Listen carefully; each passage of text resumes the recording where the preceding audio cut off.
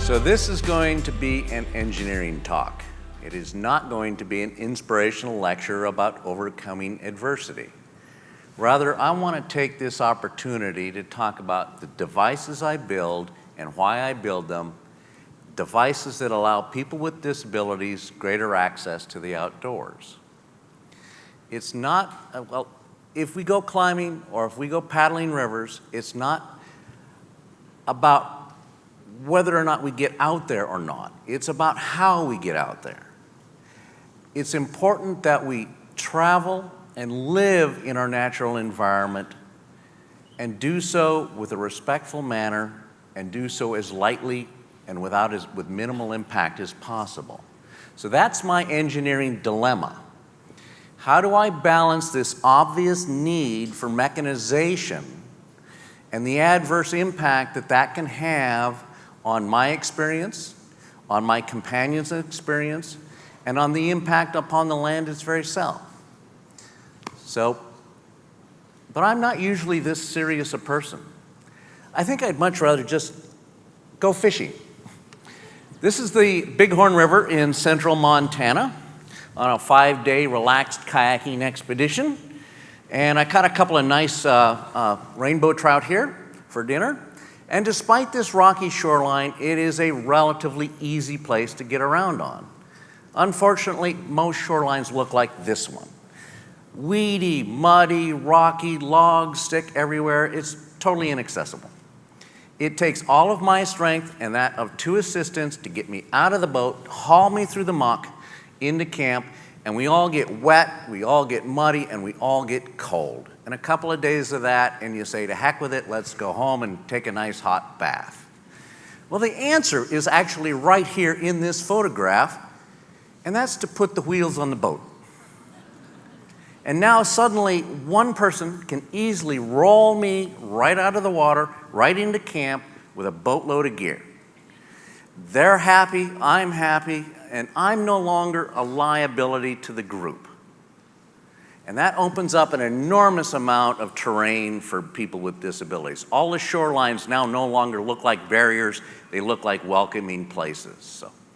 But rivers are one thing. Mountains are a much, much different story. This is Mount Rainier at 14,411 feet. There are no trivial routes to the top of the mountain. It requires either considerable mountaineering expertise or the assistance of a guide.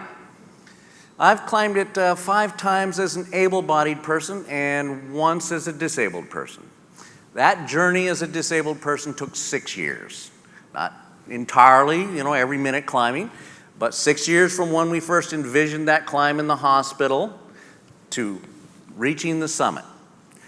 And that story is full of amazing adventures, but I'm going to leave those for another day.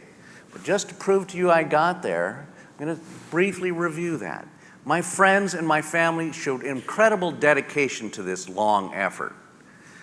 And days upon days of inclement weather, I'm actually in that tent, crossing of crevasses on very dangerous kind of wobbly bridges. This is kind of dicey. Route finding that was somewhat challenging. That cliff you see on the right side is 60 feet tall, so that ice cliff. Steep slopes on beautiful days of climbing when it was just a joy to be there. Being able to do the cooking and make water, the daily chores of living on the mountain, which is kind of the fun part in reality. But after 3 attempts and 10 continuous days of climbing, we finally reached the summit, spent a few moments there, and got down. But this story is about the snow pod. This is my young friend Celia demonstrating the snow pod, entirely human-powered, no hidden motors. It's constructed entirely of bicycle components, snowmobile components, and rollerblades. It can climb a 55-degree slope. It can weighs about 65 pounds, and one crank will put you 1 inch on the ground. Very, very highly gear reducted. And you can see it can easily go over this wheelchair ramp at the back of my home here. Here comes the fun part, actually. We're ready, 1, 2, 3, woo! So, going downhill is a kick. But the key is the transmission in the back here. The power from the operator goes into the 7-speed cluster in the middle, and then we split the power into the right track and the left track. And the aluminum canisters you see on each side allow each track to be independently driven either forward direction or in the reverse direction, or even there's a neutral gear. But as she changes gears, now you can see how she can steer the thing. It's just like an army tank or a Caterpillar tractor. One track going backwards, one track going forwards, and it works just fine. And she'll switch gears here in just a second, and on off the mountain, Celia goes. So a lot of people come up to me and say, why don't you put a lawnmower engine on it? And I'm kind of like baffled by the question. I don't really get it. It's the whole point of climbing is that physical challenge of being fully present in your environment, of enjoying it. Why would I want to put an engine between me and the mountain? I want to make that connection as direct as possible. And the snowpod achieved that to a large extent.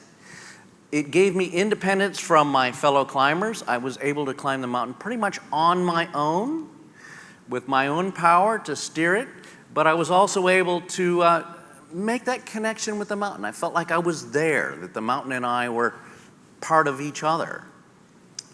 So this is my good friend Simon. Simon has a much different problem. He is a C5, C6 quadriplegic.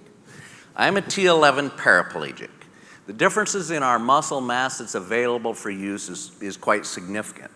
But Simon wants to climb Mount Adams at 12,200 some odd feet. And the question is, does he even have enough muscle mass to do that? And what kind of machine would he use?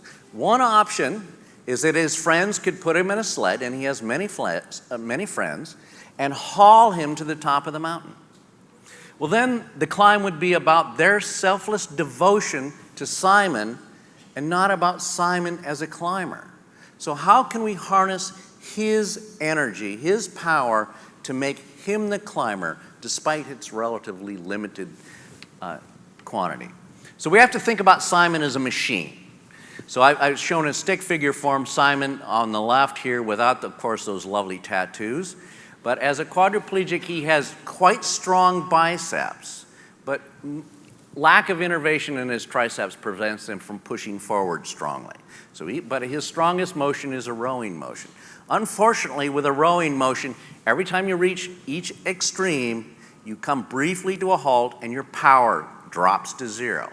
So unless you're riding a bicycle and you can coast through those kind of valleys where you can't put power into the system, he's going to come to a dead stop at those points. That's the primary engineering problem that we have. So this is the snow chariot that we're developing for Simon. You can see the cranks in the top right of the video, and the wheels will be replaced by skis on the mountain. You can see a battery pack there that I'll talk about in a minute. It's connected to a rope that extends up the mountain to a fixed anchor, and a series of those. And you can see here on the bottom left how the rope wraps around the capstan, and he essentially winches his way up the mountain. You can either do this by human power, or you can do it with electrical power, or you can do it with a combination of both. But note, when you do both, that the capstan on the left has this jerky motion. Okay, so what happens is that as Simon rows, he pulls the tension out of the rope. He jerks forward just a little bit and stops. And so he rows, moves forward, stops. Row, jerk, stop. Row, jerk, stop. Row, jerk, stop. Incredibly inefficient. He's spending most of his energy stretching the rope, overcoming slipstick friction on the snow.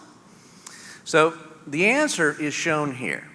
Simon on the left again, and for the first three cycles, I showed just Simon. He's the blue area, so that's his power output. And you can follow the little bouncing ball. We should have words for that.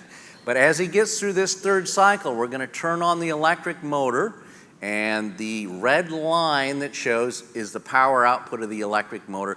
We want Simon plus the electric motor to sum to a near constant value. So now we have a steady force on the rope and a steady speed. No more row, jerk, stop phenomena. But note that the blue area got larger. By making the motor work where Simon is the weakest, we make Simon more efficient. The other thing to note is that this graph represents about 1 foot of travel on the ground. Well, about yay much, right? Simon's going to have to do this hundreds of thousands of times. And in order to do that, we need to make it as efficient as we possibly can. So he needs to take ownership of this climb. He needs to be the very best, most powerful athlete that he can possibly be in order to make this ethically rational to do. We need to maximize that chariot efficiency, and there's a lot of things that I'm not going to talk about today that we do, but the biggest issue is making this motor work as in complement to Simon. It's not there to supplant him, it's there to assist him in his very weakest moments. And since we have this motor now, we have this dilemma. How do we make this green? Well, or perhaps since we're on the mountain, there's no trees, maybe we should make it white. But the mountain can supply us lots of solar energy and lots of wind energy. And so we're going to use that to recharge our batteries when necessary. And in a pinch, we can use a little bit of human power thrown in there. And finally, Simon will require a fair amount of support crew. And that support crew has to live in harmony with the mountain, too. They can't just go up there and make a massive camp. Keeping the people to a minimum, keeping the equipment to a minimum, keeping our impact on the minimum very, very light is important. So I've given you a very brief outline of the kinds of things that I think about and worry about. But the question becomes, what's appropriate for Simon may not necessarily be appropriate for me, may not necessarily be appropriate for you. So what is appropriate? And in order to answer that question, we have to pose the question properly. And the way that I pose it is to ask, are we trying to be the power that brings us into nature? Or are we simply just along for the ride? Are we just simply cargo? Well, I think you know what my answer is going to be. I'm going to choose to be the power. Whether it's climbing or paddling or doing anything else, whether it's in my daily life, at my work, in my family, at my home, I'm going to choose to be the power for change. And if more and more and more of us make that choice, then we can begin to accelerate. Thank you very much.